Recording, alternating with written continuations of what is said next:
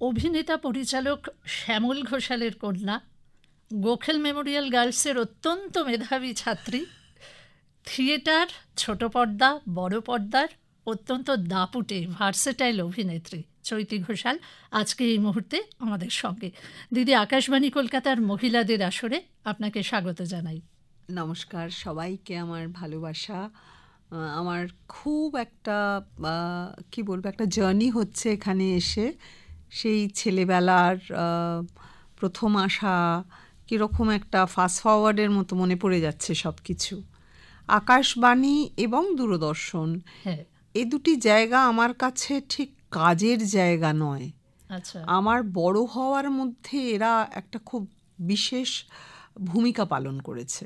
আচ্ছা, অভিনেত্রী চৈতি ঘোষাল হওয়ার পথে অনেকটা আমি কিংবদন্তি শিল্পীদের কাজ করতে দেখেছি, স্নেহ পেয়েছি তাদের, রেকর্ডিং কি করে হয় এবং কিভাবে মুখটা কোন দিকে রাখলে কি করা যায়, বা মানে অনেক সময় অনেক কিছু, তখন তো অনেক সাউন্ড কি বলবো স্টুডিওতে তৈরি করা হতো। যেরকম আমার এক্ষুনি মনে পড়ছে, আমি শাওনলিদি, ওই সময় আমি ছিলাম না, কিন্তু আমি শাওনলিদির ছবি দেখেছি যে কোনি করেছিলেন শাওনলি মিত্র। আচ্ছা, প্রথম না, মানে কোনি তখন সিনেমা হয়নি, এবং সারাক্ষণ একটা থালার মধ্যে জল নিয়ে ওই বাবল করতে করতে উনি অভিনয় করেছিলেন। তো এগুলো হতো, এগুলো আকাশবাণীর স্টুডিওতে, রেকর্ডিং স্টুডিওতে লাইভ হতো। এবং আমি বলা যেতে পারে আকাশবাণীর নাটক দেখে বড় হয়েছি, মানে আস্তে আস্তে শিখেছি অনেক কিছু আর কি। হ্যাঁ, সেই অভিজ্ঞতা একটু ছোট্ট করে শুনি না। কলকাতা দূরদর্শনে অমলোদয়ওয়ালা, সাদা কালোর পর্দা, তখন হ্যাঁ, কিংবদন্তি অভিনেতা শম্ভু মিত্রর সঙ্গে ছোট্ট চৈতি ঘোষাল, 5.5-6 বছর বয়স, একই সঙ্গে আকাশবাণীতে ফটিক চাঁদ, যেখানে রমাপ্রসাদ বণিকও হারুন লালের পাঠ করেছিলেন, আর আমি ফটিক চাঁদের, হ্যাঁ, একটু শুনি না, মিত্রর ডিরেকশনে। একদম আমি এটা বলতে পারি যে আমাকে প্রথম, মানে আমার জীবনের অডিশন, এখন তো অডিশন নিয়ে খুব কথা হয়, ছোট ছোট ছেলেমেয়েরা যারা এই অভিনেতা অভিনেত্রী হতে চায় তারা খুবই অডিশন ব্যাপারটা জানে। তো এখানে একটা অডিশনের আমাকে একবার ডাকা হয়েছিল, তখন আমি ডাকঘরে অমল করি, এবং ডাকঘরটা খুবই মানুষজন ভিড় করে দেখতেন, প্রচুর মানুষ দেখতেন, হাউসফুলস হতো, এবং প্রচুর মানুষজন, মানে খুব বিদগ্ধ লোকজনও দেখেছেন, ভালোবেসেছেন। তো মোটামুটি সবাই জানতো যে একটা বাচ্চা মেয়ে, সে শম্ভু মিত্রের সঙ্গে অভিনয় করছে, তার নাম Chaitali, to be precise Chaitali. আচ্ছা, তো চৈতালি ঘোষাল আমার, মানে ডাক নাম হচ্ছে চৈতি আমার। তখন আমাকে এরকম একটা বাচ্চাদের কোনো একটা আসরে আমাকে ডাকা হয়েছে, আমাকে একটা বই পড়তে বলা হয়েছে, মানে একটা স্ক্রিপ্ট পড়তে বলা হয়েছে আকাশবাণীতে। আমি সেটা তো পড়তে পারছি না, কারণ আমি তখন 5+। এবারে আমি ইংলিশ মিডিয়ামে যেহেতু পড়েছি প্রথম, 6+ ক্লাস 1-এ তখন বাংলা শেখানো হতো। আচ্ছা, আর আমি ডাকঘরটা মা পড়তেন, আমি শুনে শুনে মুখস্থ করেছি। আমি অক্ষর চিনেছি, তখন আমি সেন্টেন্স পড়তে পারতাম না। যেহেতু আমি সেন্টেন্স পড়তে পারতাম না, আমি এটা পড়তে পারছি না। তারপরে আমাকে বলা হলো যে, মানে আমি তো ডাহা ফেল আর কি, তখন মানে অভিনয়টা আমি কেমন করতে পারি, এবারে আমাকে একটা কবিতা বলতে বলা হলো। যখন আমি কবিতাটা বললাম, আমি দেখলাম ওখানে সবাই মানে হাততালি তো দিয়েইছেন, মানে আদর টাদর করে। তো আমি তখন বুঝলাম যে হ্যাঁ, কবিতাটা ভালো বলেছি। তারপরেই মনে পড়ে কি কবিতা ছিল সেটা? হ্যাঁ, মনে আছে, একটু দুটো লাইন বলছি। ভোরের পাখি ডাকে কোথায়, ভোরের পাখি ডাকে, ভোর না হতে ভোরের খবর কেমন করে রাখে। আহা, এখান থেকে সিনেমায় কি করে আসা হলো? সিনেমায়ও তো অনেক অল্প বয়সী অভিনয় করা, সেটা কি বাবা শ্যামল ঘোষাল অভিনেতা পরিচালক ছিলেন সেই সূত্র ধরে, না নিজের ভালো লাগা কোথাও একটা ইচ্ছে? আমার সিনেমায় আসাটার আগে আমার থিয়েটার করা হয়ে গেছে, এবং আমি কলকাতার বাইরে ছিলাম, তো না, বাবা অভিনেতা এবং মানে তখন বাবা প্রায় বলা যেতে পারে অ্যান্টি হিরো আর কি, এখনকার কনসেপ্টে আর কি, সুন্দর দেখতে মানুষ অথচ হিরোর উল্টো দিকে নানান রকম করে বেড়াচ্ছেন, তাও আবার কে হিরো, নয় সৌমিত্র কাকু মানে সৌমিত্র চট্টোপাধ্যায় আর নয়তো উত্তম কুমার, ভাবা যায় না। তো সেই রকম একটা মানুষের কন্যা হয়ে যদি আমি অভিনয় করতে চাইতাম, আমাকে অনেক আগেই করতে দেওয়া হতো, কারণ আমাকে প্রায় প্রত্যেকজন বাবার সঙ্গে কথা বলতে এসে গাল টিপে বলতো যে নায়িকার ছোটবেলা করতে। তো সেটা আমি করিনি, তখন করা হয়নি। তারপরে আমরা কলকাতার বাইরে ছিলাম, আমি তখন পড়াশোনাই করছিলাম, ছোট্ট ছিলাম তখন। তারপরে আমি ফিরে আসি কলকাতায় ক্লাস 7-এ। তখন আস্তে আস্তে একটু বাবার একটা দল ছিল, সেই দলে ঠাকুরদা, আমরা ইনফ্যাক্ট আকাশবাণীতেই মানে আমন্ত্রিত শো করেছি এখানে ঠাকুরদা, তো রবীন্দ্রনাথের ছোট গল্প অবলম্বনে। তো সেইটা আমি রেগুলারলি করতাম। তখন অপর্ণা সেন একটি ছবি করছিলেন, পরমা, রাইট। এবার আমাদের তখন রিহার্সালও চলছিল, তো উনি এসেছিলেন। উনি এমনি, এবার আমাদের ওই লেক গার্ডেন্সের একটি ছোট্ট বাড়িতে, একতলা ছোট একটি বাড়িতে কে না এসেছে, মানে চাঁদের হাট ছিল বলা যেতে পারে। তো সেইখানে একদিন এরকম এসেছেন, আর বাবা সবাইকেই রিহার্সাল বন্ধ করতেন না, বাবা সবাইকেই বলতে হয় বসে পড়ো, এখানে pull up chair and sit down, মানে বসে পড়ো। সবাই বসেই আছে আশেপাশে, বারান্দায়, খাবার ঘরে, পুরো বাড়িটাই একটা মানে থিয়েটারের কর্মশালা। আমার ছুটি হয়ে গিয়েছিল রিহার্সাল থেকে, আমি না তৈরি হচ্ছিলাম আমার বন্ধুর বাড়িতে যাব বলে, আর মা আমাকে বলছে শোনো 6টার সময় যাবে, 7টায় চলে আসবে। আমি মাকে প্রচণ্ড বলে যাচ্ছি যে মা 6টায় গিয়ে 7টায় আসা যায় না, তর্ক করছি কিছু। হঠাৎ দেখি, আমি রিনা কাকিমা বলতাম, অপর্ণা সেন এসেছেন, এসে চুপ করে আমাদের খাবার টেবিলে বসে পুরো মায়ের সঙ্গে তর্কটা দেখছে। দেখার পরে যাই হোক, মার কাছ থেকে ছুটি নিয়ে আমি তো বন্ধুর বাড়ি চলে গেছি, আমাদের পৌঁছে দিয়েছে। তার 2 দিন বাদে আমি যখন স্কুলে যাওয়ার জন্য খাচ্ছি, আমাকে মা বলছে ভালো করে খাও, হ্যাঁ এই টিংটিংয়ের রোগা, ভালো করে খাও, কিচ্ছু খাও না তুমি, এই না ওই না। আমি ভাবছি আমি তো কোনোদিনই খাই না, তো সবসময় টিংটিংয়ের রোগা, হঠাৎ করে আজকে এরকম করে বলছে কেন? বলছে কি হয়েছে? এই তো রিনা তোমাকে নিতে এসেছিল, একটা ছবিতে ভেবেছিল কাস্ট করে, তুমি বড্ড রোগা। আমি না অবাক, কিন্তু উনি কাজটি করেছিলেন আমাকে। ওই মানে আমাকে 2-একটা ডায়লগ বলেছিলেন আমার স্কুল ড্রেস পরিয়ে আমাদেরই বাড়িতে। তো পরমার 2-3টে ডায়লগ বলি, ওনার খুব পছন্দ হয়েছিল, সেই জন্যই আমি ওই চরিত্রটা করেছিলাম ওই সময়। সেটাই হচ্ছে আমার প্রথম বড় পর্দায় অভিনয়, এবং ওটা সুপারহিট ছবি ছিল। পরমা বাংলা এবং হিন্দি ডাবল ভার্সন হয়েছিল। তারপরে আমি গৌতম ঘোষের টেলিফিল্ম করি, ছবি অনেক পরে করি, কিন্তু আমি রেগুলারলি করতাম না, আমি তখন পড়াশোনা করতাম, পড়াশোনাটাই আমার প্রধান ছিল, তার থিয়েটার আমি করতাম। তারপর আস্তে আস্তে আমি মানে ওই যখন কলেজে পড়ি, মানে ফার্স্ট ইয়ার ক্লাস 12 পাশ করার পরে, তখন আমি সিরিয়াল করতে শুরু করলাম। তখন খুব ভালো ভালো সিরিয়াল হতো, তো চেনা অচেনা, তারপর আরো অনেক, রাজা সেনের এক আকাশের নিচেটা বেশ পড়ে, এক আকাশের নিচের গল্পটা একদম আলাদা। মানে আমি তখন মোটামুটি রাজা সেন, রণজিৎ রায়, পরবর্তীকালে উনি আমার স্বামী, হ্যাঁ, তো আরো অনেক, গৌতম ঘোষ, নপেন্দু চট্টোপাধ্যায়, প্রচুর ভালো ভালো সিরিয়াল, যারাই তখন সিরিয়াল করেছে তাদের প্রায়, শুভা শাওলিদির ডিরেকশনে একটি ফিল্ম হয়েছিল যেটা দূরদর্শন প্রযোজিত, 9টা সার্ক কান্ট্রিজে একসঙ্গে দেখানো হয়েছিল এবং পুরস্কৃত। রবীন্দ্রনাথ ঠাকুরের শুভাতে শুভার চরিত্রটা করেছিলাম। এরকম অনেক কাজ করেছি আমি। দিদি, এই যে থিয়েটার, ছোট পর্দা, বড় পর্দা, প্রতিটা ক্ষেত্রে আপনাকে বিভিন্ন শেডের অভিনয়ে দেখতে পাই। একটি নির্দিষ্ট শেডে চৈতি ঘোষাল, এটা আমরা কখনোই পাইনি। চৈতি ঘোষালকে বিভিন্ন শেডে পেয়েছি, এবং প্রত্যেকটা শেডেই আপনি দাপটের সঙ্গে কাজ করেছেন।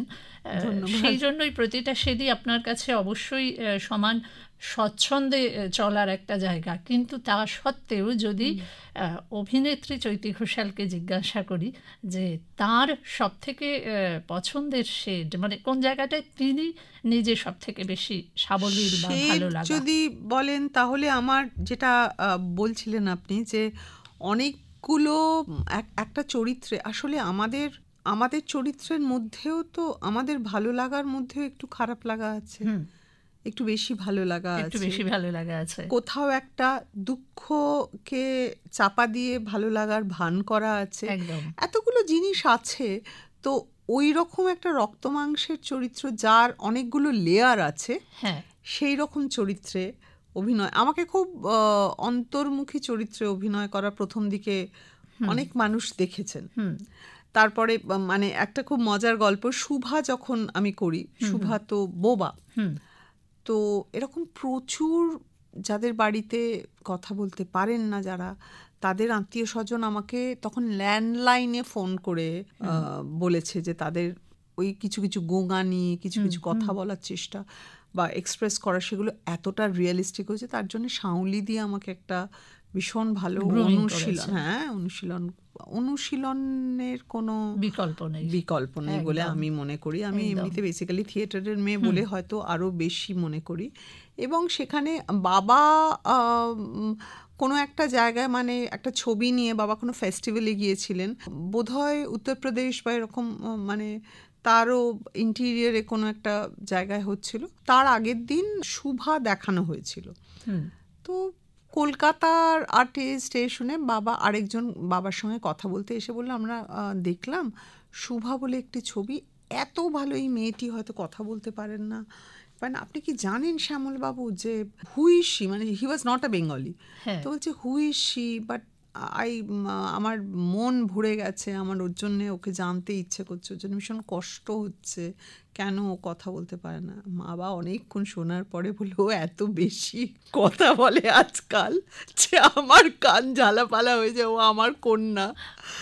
তো এইগুলো খুব ভালো রিয়াকশন। তারপরে অভিনেত্রী চৈতি ঘোষালের পছন্দের চরিত্র সেগুলো যেখানে একটা চরিত্রের মধ্যে অনেকগুলো মাত্রা আছে, শেডস আছে। মানে আমরা যারা কণ্ঠ দিয়ে ছবি আঁকি তারা আমরা বলি যে সেই আবৃত্তিটি বা সেই গানটি করতে বেশি স্বচ্ছন্দ বোধ করি যেখানে মডিউলেশন বেশি। ঠিক ওই একদমই তাই, একেবারেই তাই। দিদি, থিয়েটারের কথা হচ্ছিল, থিয়েটার আর অভিনেত্রী চৈতি ঘোষাল তো একে অপরের পরিপূরক, একজনকে বাদ দিয়ে আরেকজনের কথা জানা যায় না। মঞ্চাভিনেত্রী চৈতি ঘোষালকে আপনি কিভাবে জাজ করবেন? আমি প্রথমত জাজ করার কেউ নই, আমার যারা শুনছেন আজকে তাদের মধ্যে কারুর যদি আমার অভিনয় ভালো লেগে থাকে, একাধিকবার যদি তারা দেখে থাকেন, তাহলে আমি কৃতজ্ঞ এবং তাদের জন্যই আমি করি। আমার থিয়েটারে থিয়েটার করার আমার কোনো বিকল্প নেই, মানে I have to do theatre. আমাকে থিয়েটারটা করতে হবে, কারণ থিয়েটার করে আমি একজন, মানে একটি ছেলে, আমার সন্তানকে কেমন করে মানুষ করতে হয়, কি মনন দিতে হয়, কি যাপনের কথা শেখাতে হয়, এগুলো সব থিয়েটার করেই শিখেছি। সিনেমাতেও শিখেছি, কিন্তু থিয়েটারে day in and day out অভিনয় করা, দলের মধ্যে থাকা, এবং আমি যে যে চরিত্রগুলো করেছি, আমি যেমন ডাকঘরে অমল করেছি, তেমন আমি তো ওই সময় আমি সামার ভ্যাকেশনে করতে আসতাম ডাকঘর, এবং যেহেতু তৃপ্তি মিত্রর বাড়িতে থাকতাম, সাউলিদির সঙ্গে অনেক মেলামেশা হতো এবং বড়দের নাটক দেখতাম, তো আমার একটা মানে ওই একটা নাটকের প্রতি এবং সেটা বোঝা, ওই বয়সে আমাকে অনেক বই পড়তে দেওয়া হতো যেগুলো ওই বয়সের বাচ্চারা পড়ে না। তো সেইগুলো মানে আমার ভীষণ ভালো লাগতো। ওইটা থেকে আমার মনে হয় আজকে মানুষ চৈতি, আমি যেভাবে কথা বলি, যেভাবে ভাবি, যেভাবে চারিপাশটাকে বিচার করি, বিশ্লেষণ করি, সেটা আমার থিয়েটার করার জন্য। আমি রক্তকরবীতে নন্দিনী 25 বছরের বেশি করছি। একদম। আমি যখন নন্দিনীতে প্রথম তৃপ্তি মিত্র আমাকে নন্দিনী হিসেবে সিলেক্ট করেছিলেন, সবাইকে, মানে তখন নন্দিনী করার বয়স ছিল না আমার, ক্লাস 10-এ আমি পরীক্ষা দিচ্ছিলাম। অনেককেই দেখে কিরম মাসির মনে হয়েছিল যে, মানে আমি মাসি বলতাম, মায়ের পর আমি যাকে সবচেয়ে আমার ক্লোজ উনি মাসি, তৃপ্তি মিত্র। তো মাসি বললেন যে তুই একবার পড়বি। তো আমি পড়েছি। আমি পড়ার পরে মাসি আমাকেই সিলেক্ট করেছিলেন, এবং তখন মাসির সঙ্গে যখন আমি করেছিলাম তখন আমি কতটা বুঝেছি রক্তকরবী আমি জানি না, আমি অনেকটা অনুকরণ হয়তো করেছি, কিন্তু ওই যে একটা মনন তৈরি হয়েছে, তারপর আস্তে আস্তে আমি বড় হয়েছি। রক্তকরবীর জন্যে আমাকে অনেক কিছু ছাড়তেও হয়েছে, রক্তকরবীও আমাকে ছেড়ে দিয়েছে, এরকম হয়েছে। তারপরে ওটা আমার বেশি দিন করা হয়নি, তারপর আমি সিনেমা করতে শুরু করি, পড়াশোনা করতে শুরু করি। তারপর গৌতম হালদার, যিনি কিছুদিন আগে চলে গেলেন, হ্যাঁ, গৌতম হালদারের রক্তকরবী প্রায় আমি 150খানার ওপরে শো করেছি, এবং এখনো আমরা রক্তকরবী করছি। সো এটা আমার কাছে একটা অ্যাচিভমেন্ট, কারণ নন্দিনীর বয়স একটা জায়গায় আটকে থাকে, কিন্তু আমার মনে হয় যে রবীন্দ্রনাথের মতো মডার্ন মানুষ তো আর নেই। ওই নন্দিনীকে ওই জায়গায় আটকে রাখাটা কিন্তু আমি জানি না, আমার মনে হয়নি। আমার মনে হয়েছে প্রত্যেকটা পুরুষের মধ্যেও একটা নন্দিনী বাস করে, এটা আমার মনে হয়েছে। এবং শুধু ওই 16 বছরের তন্নি নয় নন্দিনী, তো বারবার চারিপাশটাও বদলাচ্ছে, নন্দিনীও বদলাচ্ছে, এইরকমই ভেবেছি। এই যে আপনি বলছিলেন যে থিয়েটার আপনার মনন, আপনার যাপন তৈরি করেছে, আজকের এই অনুষ্ঠান এই প্রজন্মের যেসব ছেলেমেয়েরা শুনছে তাদের জন্য কি বলবেন? আমি এই কারণেই বলছি যে এখন এই কথাটা খুব শুনি, সিনেমায় নামবো, অভিনয়ে নামবো।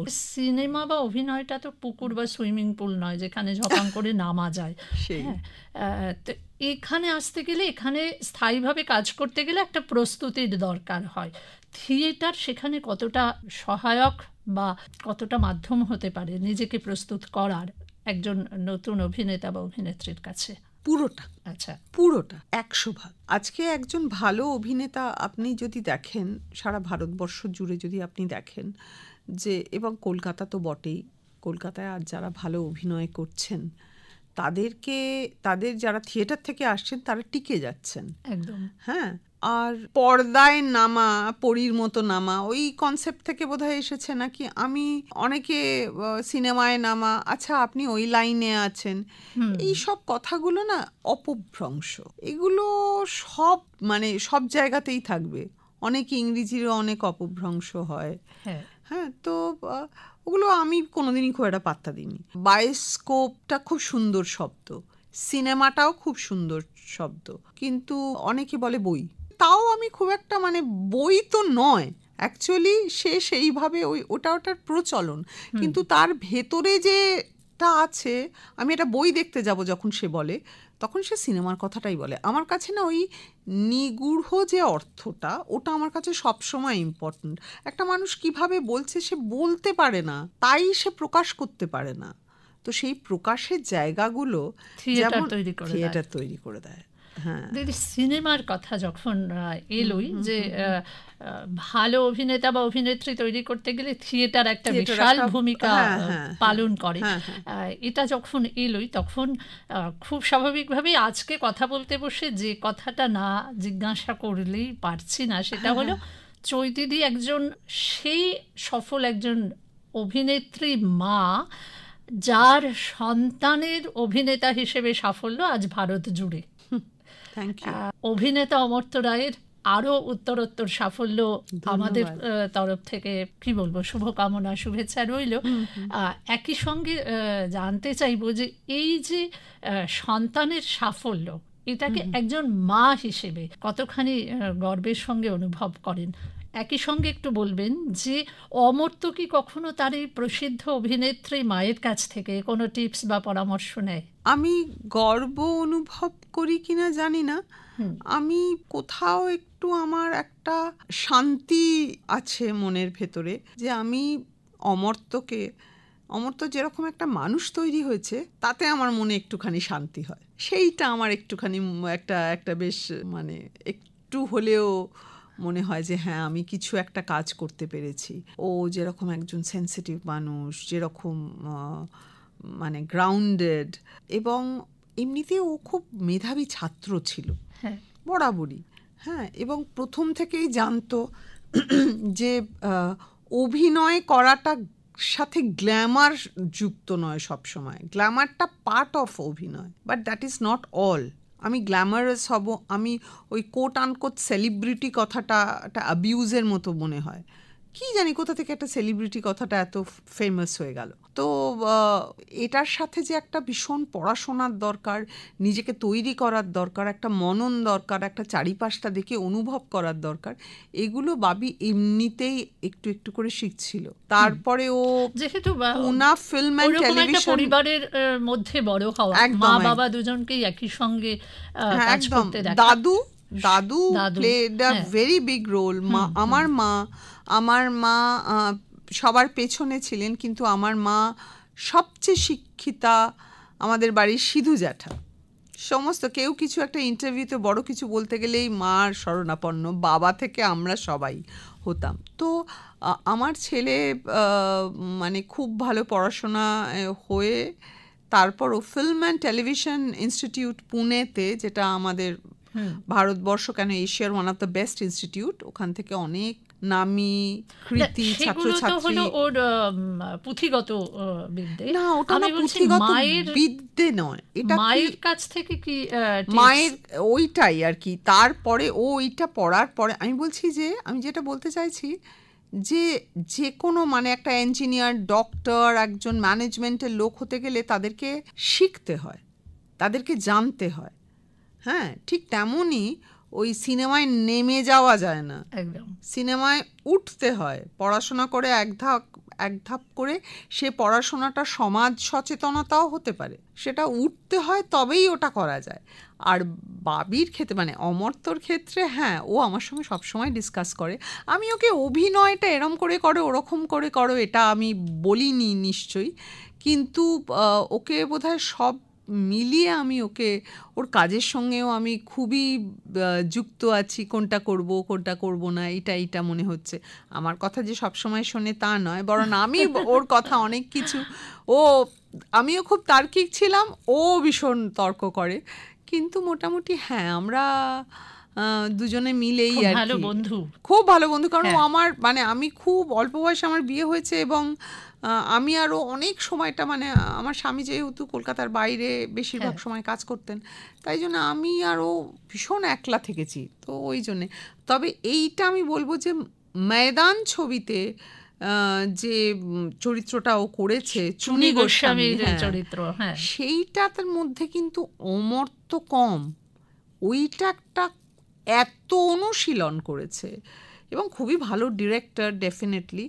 সেইটাতে আমার মনে হয় যে হ্যাঁ, ওর কোথাও একটা অভিনয়ের একটা ভীষণ একটা প্যাশন আছে, যেটা থেকেও একটা ভালো কাজ করার ইচ্ছে, চেষ্টা থাকে সবসময়। আচ্ছা দিদি, আজকের আলাপচারিতা একেবারে অসম্পূর্ণ থাকবে যে কথাটি না জানলে, তা হলো সেই ছোটবেলা থেকে এ পর্যন্ত থিয়েটারেই হোক অথবা ছোট পর্দায় বা বড় পর্দার একজন অতীব দক্ষ দাপুটে অভিনেত্রী চৈতি ঘোষালকে আমরা সব সময় পেয়েছি, কিন্তু এবারে নেভার মাইন্ড ছায়াছবিটির মধ্যে দিয়ে আমরা পাচ্ছি পরিচালক চৈতিরিকে। এই ভূমিকায় আসার ভাবনা, পরিকল্পনা, সেটা কিভাবে মাথায় এলো? আগের থেকেই ছিল নাকি হঠাৎ করে? ছবি করব, পরিচালনা, সেটা যে আমি খুব কনসিয়াস ডিসিশন আমার, সেটা আমি বলবো না। আমি একটি গল্প শুনেছিলাম, সম্রাট আর মিতালির লেখা, এক পাতার একটি গল্প, নেভার মাইন্ড। সেই গল্পটি শুনে আমার, তখন ওরা কাজ করছিল, ওদের 22 ইয়ার্স সিনেমাটা করার পর ওদের সঙ্গে আমি ওই ছবিটি করেছিলাম, করার পরেই ওরা ওটা করার কথা ভেবেছিল, ছবিটি করার কথা ভেবেছিল। যে কোনো কারণে না হওয়াতে আমি গল্পটা শুনি, এবং আমার এত আমি প্রভাবিত হই এবং আমার এত ভালো লাগে, বেশ অনেক দিন কাটার পরে আমার হঠাৎ মনে হলো এই ছবিটার গল্পটা যাকেই বলতে গিয়ে আমার শেষের দিকটা গলাটা ধরে যায়, এতটাই আবেগপ্রবণ হয়ে পড়ি আমি। তো সেই থেকেই বোধহয় একটা তাগিদ অনুভব করেছিলাম ছবিটি করার। তো প্রথম যখন ছবিটি করব ঠিক করেছি, তখন আমি ঋতুপর্ণা সেনগুপ্তকে আমি ফোন করে ওকে বলাতে ও তখন মানে জাস্ট অভিনয় করবে এইটাই বলি, তখন ও বলল যে আমরা একসাথে করি ছবিটা এবং ছবিটা প্রযোজনাও করি। তো তারপরে অমর্ত্যকে ফোন করেছিলাম, ও তখন বম্বেতে পুনা ফিল্ম ইনস্টিটিউটে পড়ছিল আমার ছেলে। তো তখন ওকে বলি, ওরও খুব ভালো লাগে। এই করেই কিন্তু ছবিটা আস্তে আস্তে পরিকল্পিত হয়েছে। আমার মনে হয়েছিল যে এখানে সঙ্গীত শুধু সঙ্গীত নয়, সঙ্গীত অনেক কথা বলে, অনেক ডায়লগ বলে আর কি। সেই অর্থে না বলা কথাগুলো সঙ্গীতের মাধ্যমে বলা হয়, একাকিত্ব সঙ্গীতের মাধ্যমে বোঝা যায়, জটিলতাও বোঝা যায়। তো সেই সব করে রূপম ইসলামের সঙ্গে আমার কথাটা হলো, ও শুনলো, ওরও ভালো লেগেছিল। মানে আমার আরেকটা জিনিস মনে হয়েছিল, কলকাতা শহরটা খুব বড় কথা বলবে আমার ছবিতে, সেইটাও করতে পেরেছি। কলকাতা শহর ছাড়া এই ছবিটা হতো না। গল্পটা নাই বললাম। এবার একটু জানতে চাই, আজকে আপনি আমাদের মহিলা আকাশবাণী কলকাতার মহিলা বিভাগে অতিথি হয়ে এসেছেন।